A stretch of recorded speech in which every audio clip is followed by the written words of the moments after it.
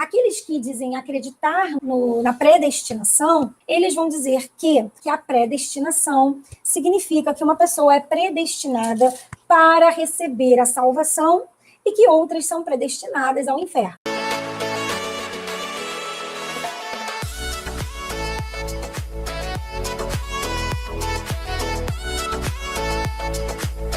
Então vamos ler aqui o que fala, o que significa predestinação, né? Aquele que está destinado previamente a alguma coisa. Predestinado, por exemplo, ao sucesso.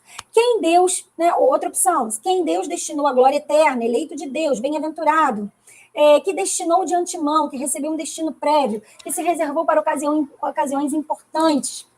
Bom, então vamos esmiuçar aqui isso, algo destinado a alguém por antecipação. Então vamos esmiuçar aqui essa palavra, né? Predestino, predestinação. Pré, né, seria aí um prefixo, pré, antes, né? Destino é o quê? O caminho, né? Qual é o seu destino quando você sai de casa para trabalhar? O meu destino é o meu escritório, o meu destino é o meu consultório. É o caminho que você vai ter, o caminho que você vai fazer até chegar a um lugar, a um local, a uma determinada situação. Se eu tenho um destino, se eu tenho um caminho, se eu tenho um alvo, se eu tenho um fim naquilo ali, então eu percorro um caminho para chegar ao meu destino, para chegar onde eu quero, para chegar à minha finalização, o meu fim, né? Então, vamos pensar juntos, né? Se existe uma vertente, né, que diz que nós somos predestinados ao inferno, né? Que existem aqueles que são predestinados ao inferno e aqueles que são predestinados para a vida eterna, a Bíblia estaria em total contradição.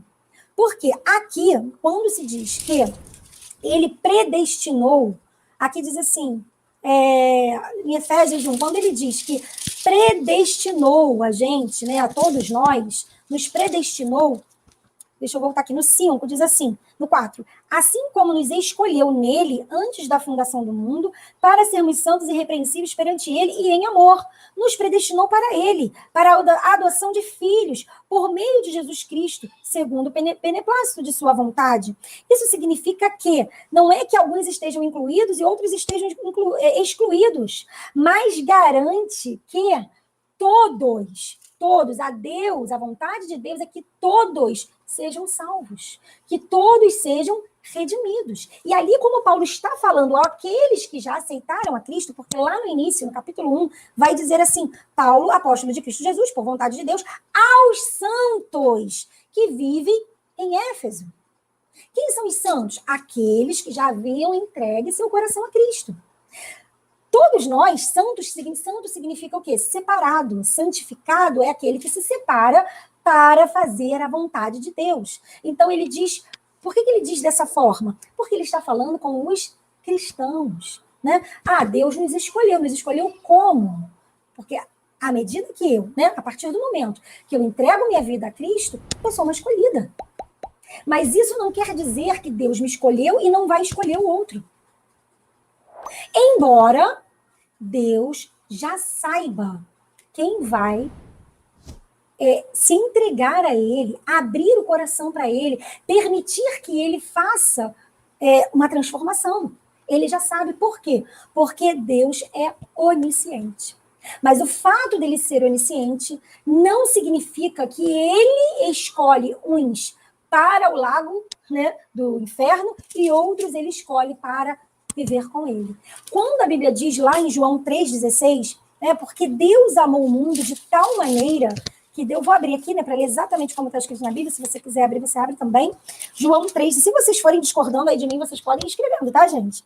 Que aqui é para nós conversarmos mesmo e chegarmos aí a conclusões, né? João 3,16 vai dizer assim, porque Deus amou ao mundo de tal maneira que deu o seu Filho unigênito para que todo, a gente tem aí o quê no todo, gente? É um pronome indefinido, ou seja, não define quem é, qualquer pessoa, alguém, alguns, aqueles que, né, todo o que nele crê, todo, esse o aí significa aquele, tá? É um o como pronome demonstrativo. A gente quase não ouve falar disso, né? Mas o "o", antes do "que", geralmente ele está sendo usado ali como se fosse um "aquele", né? Então, para que todo aquele que nele crê não pereça, mas tenha a vida eterna. Então, qual é a condição para você ser salvo ou para você ir para o inferno? É crer. Aquele que nele crê como filho de Deus, esse terá a vida eterna. Algo que nós fazemos para ter a salvação, porque nós não merecemos e ela é de graça, é simplesmente acreditar. Porque se não crermos, né, como seremos salvos se nós não crermos? A justificação, ela é pela fé. A fé é fundamental. Mas, professora, como é que a gente recebe essa salvação?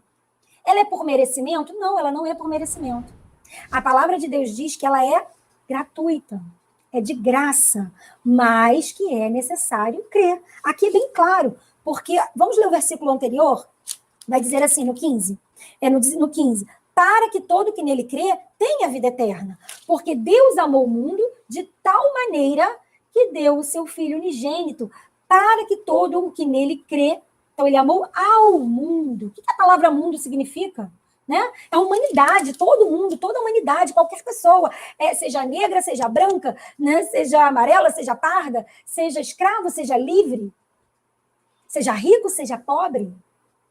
Porque Deus amou ao mundo de tal maneira, de uma maneira tão grandiosa, que o seu Filho unigênito, que deu o seu Filho. Então, a gente tem aí o quê? Ele amou tanto, tanto, tanto, que ele deu o próprio Filho.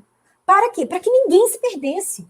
Para que todo que nele crê não pereça, mas tenha a vida eterna. Porquanto Deus enviou o seu Filho ao mundo, não para que julgasse o mundo, mas para que o mundo fosse salvo por ele. Jesus não veio julgar, o julgamento virá depois. Ele veio para salvar. Quem nele crê não é julgado. O que não crê já está julgado, já está condenado.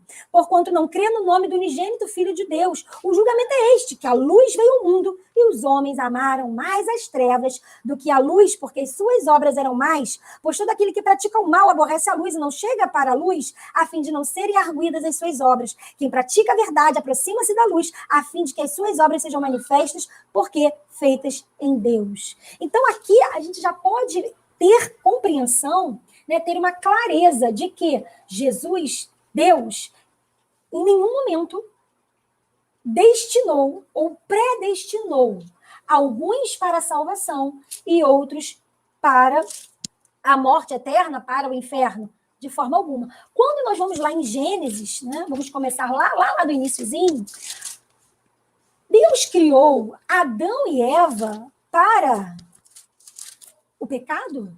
Para a desobediência? Não, de maneira alguma. O que nós lemos lá?